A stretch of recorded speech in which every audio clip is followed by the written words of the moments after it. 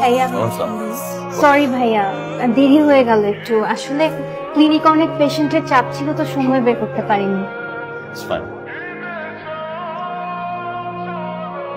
তারপর বলেন কি খাবেন? ভাইয়া আমার না এসব চাইনিজ ফাস্ট ফুড খুব একটা ভালো লাগে না। আপনি খান, আমি আছি বসে। এক্সকিউজ মি,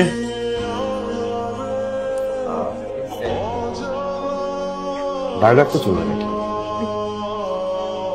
একটা burger, chicken burger, cheese, extra cheese, আর যে কোনো একটা শেক বা কোল্ড ড্রিঙ্কস, স্ট্রবেরি হতো, আর আমার জন্য একটা কফি রেগুলার। খালা কেমন আছেন? ওনাকে আমার দেখতে যাওয়ার কথা ছিল, সময় বের করতে পারছি না।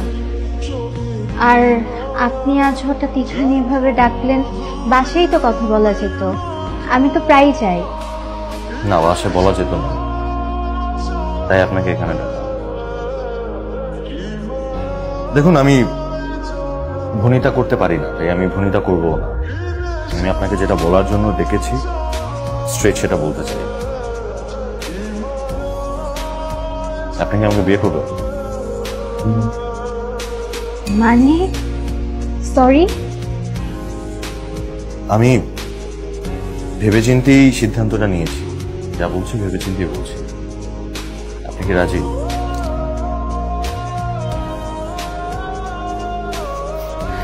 নো ওয়ারিজ, তাড়াহুড়ো করতে হবে, টেক ইউর টাইম। ও খাবার